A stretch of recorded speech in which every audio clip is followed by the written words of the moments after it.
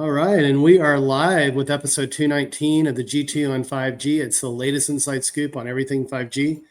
We cover 6 topics in about 20 minutes, and it's brought to you by More Insights and Strategy. I'm Will Townsend, and joining me again this week is fellow analyst Anshul Sag. Let's get started with my first topic, and I want to talk about T-Mobile, and they are readying their plans for 5G Advanced in the United States. And this is actually a light reading article that our friend Mike Dano wrote after speaking with Ulf at T-Mobile. Now, one of the challenges is the whole definition of 5G Advanced, according to the 3GPP, is pretty vague and ambiguous. Broad. Yeah, very broad. And so this is how Ulf and the team at T-Mobile define it. Not surprisingly, number one, it has to involve a standalone 5G core, which T-Mobile launched in 2020. T-Mobile also defines 5G Advanced utilizing carrier aggregation. And today, T-Mobile currently aggregates 4 bands on the downlink and 2 on the uplink. And they expect to increase that downlink to 5 in the near future. We've talked about RedCap, reduced capacity 5G. T-Mobile includes that as part of what they're going to do with 5G Advanced. And then finally, this is something new to me. You may be aware of it, L4S, which is a technology, available on wired networks, but it's intended to reduce network latency and packet loss while maintaining high throughput, thereby improving real-time application performance. So there's really not a time frame on when this is going to occur, but T-Mobile has indicated that they've begun the process of deploying 5G Advanced. And from my perspective, this is their opportunity to put their foot on the accelerator, continue to leverage what they've done with standalone to drive new value and performance and flexibility within their network. And I know you caught this, my friend. What are your thoughts about all this? Is this a true definition of what we would consider 5G Advanced from your standpoint? I mean, I think 5G Advanced is going to actually carry a lot of weight in the future. Yeah. I think there's going to be a lot of features that will be added in the future. And it's really interesting because if you look at like all the new 5G modems that are out, they're not release 18 modems. They're release 17 modems with the release 18 features. So I think right now the problem with release 18 is it's not technically finished yet. So it's a little bit nebulous still. Mm-hmm. And I think once the standard is like fully released, then I think it'll be a lot easier to talk about, 5G Advanced a little bit more clearly. But yeah, I mean, I have no reason to believe that they don't have a release 18 network or they won't. Yeah. They've been the fastest to deploy most new standards. And, they probably have the largest standalone 5G network in the world. Yeah, for sure. So I wouldn't be surprised to see them leveraging that to deploy release 18. Mm-hmm. In terms of steps, I see release 15 was a big one. Yeah. Release 16 was a little bit less big. 17 was a little bit also kind of incremental. And 18 I see as a big jump. Big. But the thing is, 18 builds on everything in the previous releases. So you have to be up to date to be able to do release 18. And I think that's one thing to consider. And maybe some networks are going to skip. We've seen things happen where, like Geo, they just skipped NSA entirely and went full SA, right? Exactly. And I could see Geo being a release 18 network fairly soon as well. So I have no reason to question T-Mobile's aspirations here. And their definition seems pretty on point. And we are seeing a lot of use of L4S specifically in a lot of trials and tests. The T-Mobile XR trial with Qualcomm and Ericsson that utilized L4S and network slicing. So I think we're on the right path. And I think we'll probably see more release 18 networks or release 18-ish networks in the next year or two, especially since, we're seeing a lot of Chinese operators talk about that as well. Yeah. I mean, the L4S thing was an education point for me. So, I mean, obviously you're very aware of it. You're Mr. Technical. I mean, I'm technical too, but yeah, that was interesting to learn about that. And I think from my perspective, what T-Mobile is focused on and sort of defining their own focus on 5G Advanced is it's straight up. From my perspective, it makes a lot of sense. So it'll be interesting to see how things progress and how the actual release standard comes to fruition. But let's go to your first topic, and this is pretty big news. So late breaking news: Intel has appointed its permanent CEO. And you want to talk a little bit? Like, I wasn't very familiar with this particular person. I know that he was formerly on the board. You're obviously, you're much more knowledgeable about the new CEO. But you want to talk about how his appointment might affect the future of 5G and what Intel is doing. And by the way, at Mobile World Congress, I did sit down with Intel. I think we talked about that on a prior podcast, and got an understanding of what Intel is doing with Xeon 6, that SoC, to drive not only CPU inferencing with that, but also managing a whole host of virtualized network functionality with that. But hey, let me let you take it away there. Yeah, so Lip-Bu Tan was previously on Intel's board from 2022 to 2024. So he was on the board for about 2 years. Yeah. And he actually resigned about 7 months ago. There wasn't a clear indication of why, but the timing was very close to when Intel's former CEO, Pat Gelsinger, was, I guess, asked to retire. I'm not really sure what the clear terminology there is, but did not finish the job. And I think a lot of people would have liked to have seen him finish the job. And Lip-Bu Tan actually left before that. So it's very interesting that Lip-Bu Tan is now the replacement for Pat Gelsinger. He's actually a little bit older than Pat.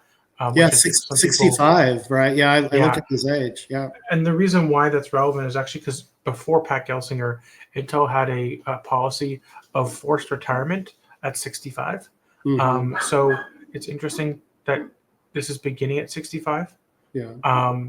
But other than that, I would say he's one of the few people in the industry that has the experience of turning around a semiconductor company like he did with Cadence, but also having the ability to understand foundry and chip design, which he's very uniquely capable of doing.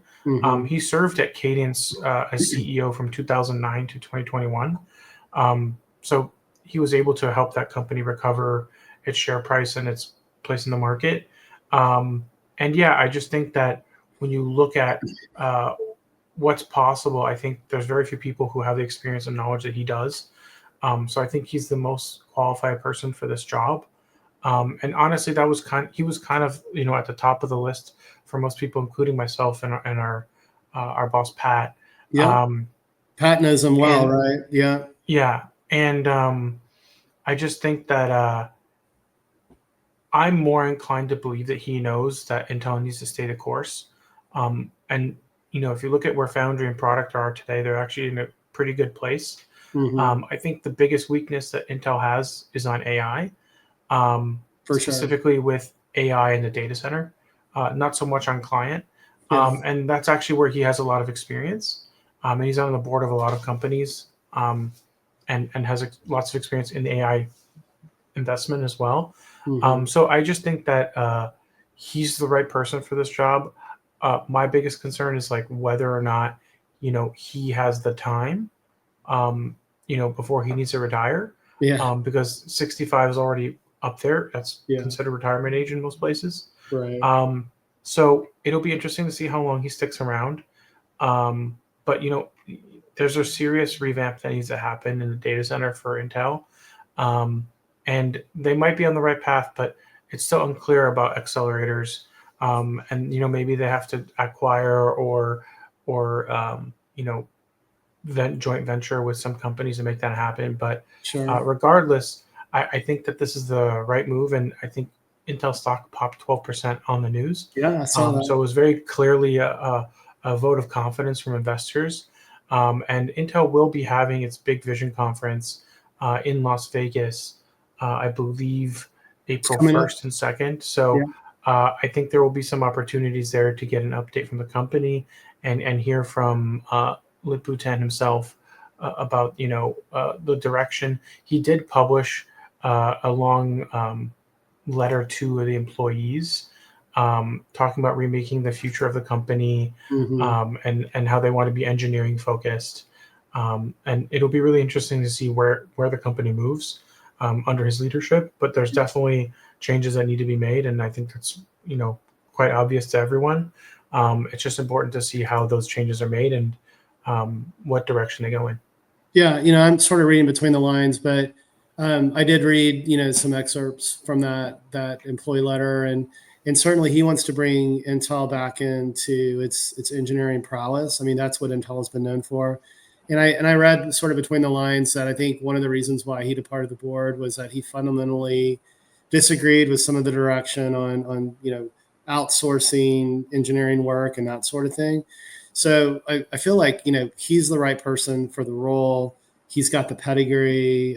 He brings the engineering background. To your point, he has a record of with Cadence and bringing them back to profitability as well. So I think it's a strong move. And to your point, I mean, after hours, the stock was up 12%. So that's a very, very positive indication.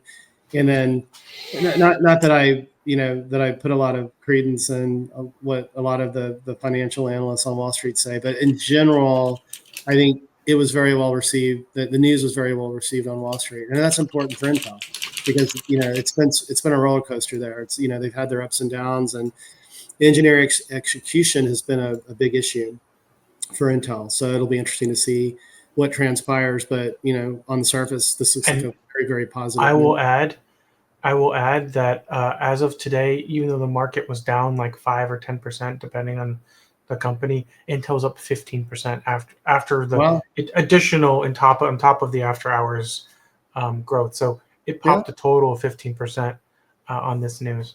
Excellent, interesting, cool. Well, we'll keep our eyes and ears peeled to all of this and see how things sort of progress. But let's go to my second topic, and I want to talk about Broadcom. And this is an announcement that I did not catch during Mobile World Congress, but this was something I found on the Fierce Wireless Network. But Broadcom apparently announced a converged 5G fiber and satellite appliance, and it's called VeloSky. And what's interesting is that Broadcom is targeting this particular solution to help mobile network operators, communication service providers, supposedly recoup their investments in 5G and satellite. And it's targeting the enterprise needs for a converged architecture that can feed AI applications. And, I read through the article, and from my perspective, I think the value in providing a single link for multiple network types could be potentially very compelling. This plays really well into Broadcom silicon strengths within networking. And so I think it's interesting. Basically, what the Fierce Network article summarizes is that, given the shift with AI applications, the cloud, the whole notion of, hybrid deployment, and then the notion of software-defined networks has just, created additional complexities.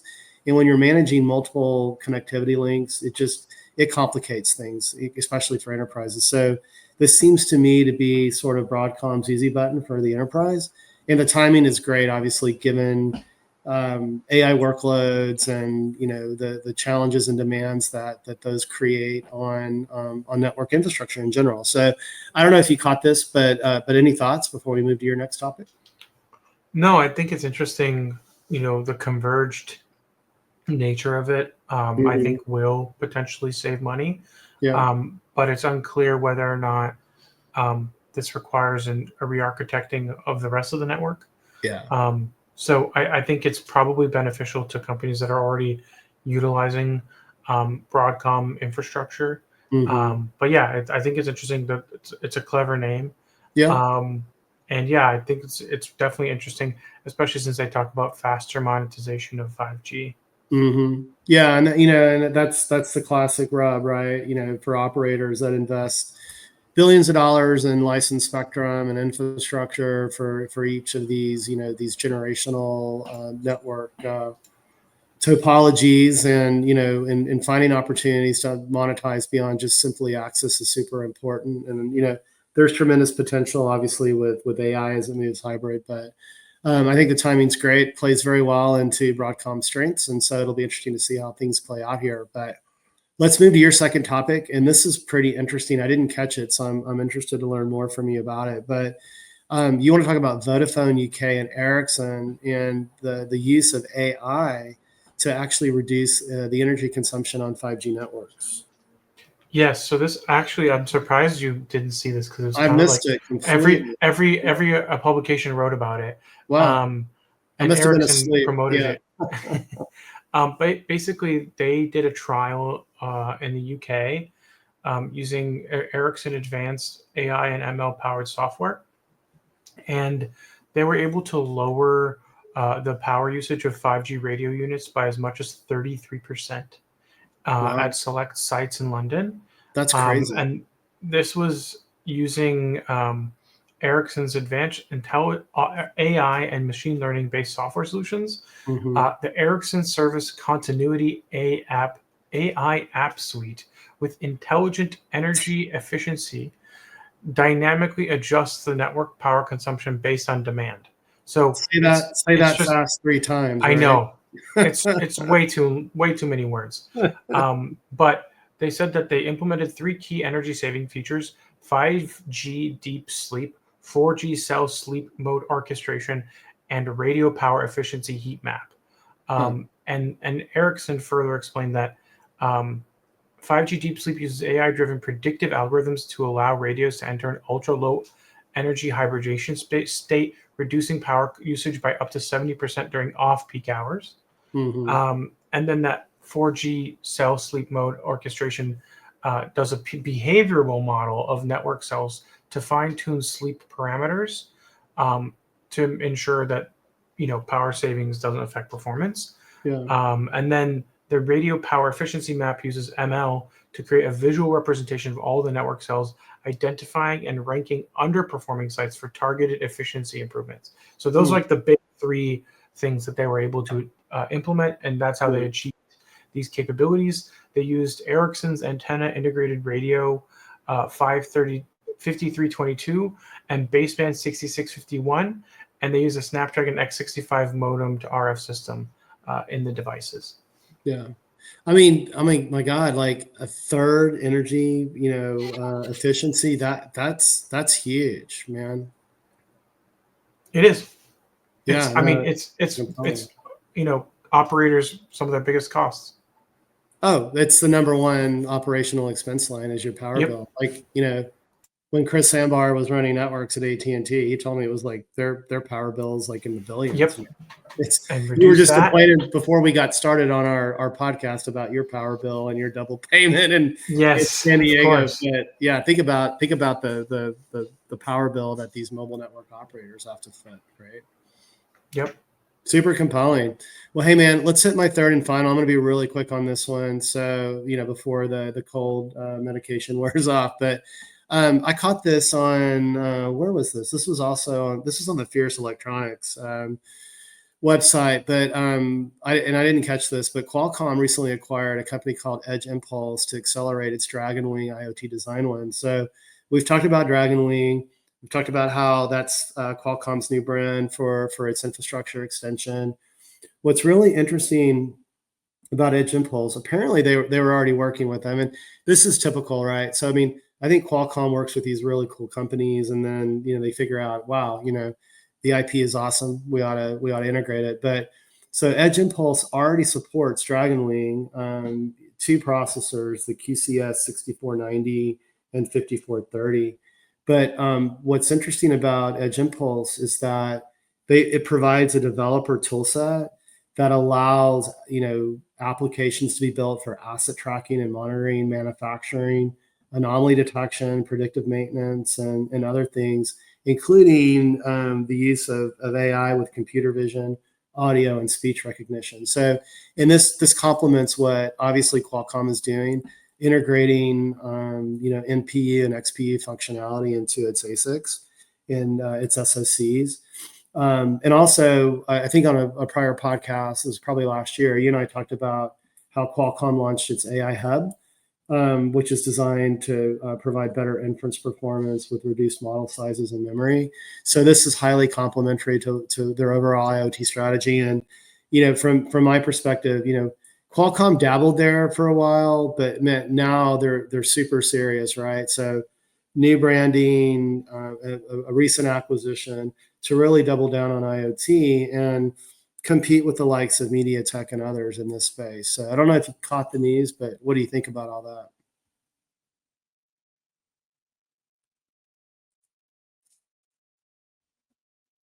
Sorry, I had to run quickly. No, that's cool. I think it really integrates well into Qualcomm's IoT growth strategy. Yeah. They've been making lots of acquisitions in the IoT space, so it naturally makes sense that they would go after someone like Edge Impulse. And it seemed like our colleague Bill really thought this was a good fit for a lot of reasons. Yeah. Yeah. And Bill in Curtis? general, I think and I think the market in general kind of received it pretty positively. Yeah, I agree with that as well. So I mean, Qualcomm is just a machine. They continue to execute and be very, very laser focused on all of these adjacencies, within their wheelhouse. So let's hit your third and final. And you want to talk about NTN and Viasat and Space 42 have signed an MOU. So what's that all about? Yes. I didn't catch that either. So I didn't check out all week. Viasat's a San Diego satellite company, and Space 42 is a Emirati space company.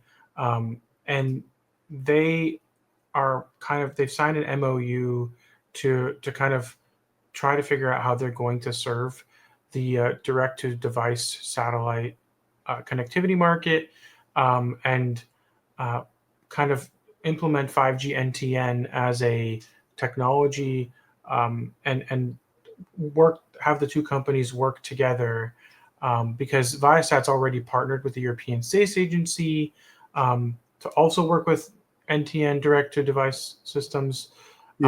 So there's a lot of synergy here for Viasat. They're a big satellite provider. They provide like the connectivity services on American Airlines. I know because I've been living on an airplane the last 6 weeks. So they're working together to kind of deploy these technologies. Space 42 is a startup in the space tech space, and they are working hard to make these partnerships work together. Mm-hmm. But yeah, it's really cool, and it's interesting to see more competition coming. I was wondering when Viasat was going to enter this space, but they've already announced some partnerships with the European Space Agency as well. So that's kind of it. That's the quick of it. Yeah, and boy, I mean, the whole notion of like NTN it's just going to continue to heat up. I think you're going to continue to see more entrants. And I think I mentioned this on our last podcast when Abel Avilian and I met sort of towards the end of Mobile World Congress. But and I'll be publishing a Forbes article, by the way, that sort of captures my highlights and insights from the show. And I'm hoping I get that posted by the end of this week or very early next week. But one of the things that I go into a lot of detail about are the edge use cases that are beyond kind of what's considered kind of the standard fare for low Earth orbit satellite, which is terrestrial network gap coverage. And one of the things that Abel and I talked about was the ability to improve the whole broadband connectivity experience on aircraft, because I mean, it's shit today, right? I mean, I saw our illustrious leader, Patrick Moorhead, sharing something about a terrible experience he had on a flight. I don't know if it was American or Delta. And, and I popped for the internet, on my way back from Barcelona. It was less than ideal. I mean, we don't want people doing video calls on airplanes, obviously, but there's a tremendous opportunity to improve that overall experience and just a host of other use cases. So, I'm going to say it one more time. I've said it a million times on this podcast over the last nearly 5 years. Competition breeds innovation, and it's a good thing, I think, for the industry. So But my friend, it was another great podcast. I got through it without coughing once. I think I'm over the hump here. I'm over the Spanish flu that I caught in Barcelona last week. But why don't you take us home?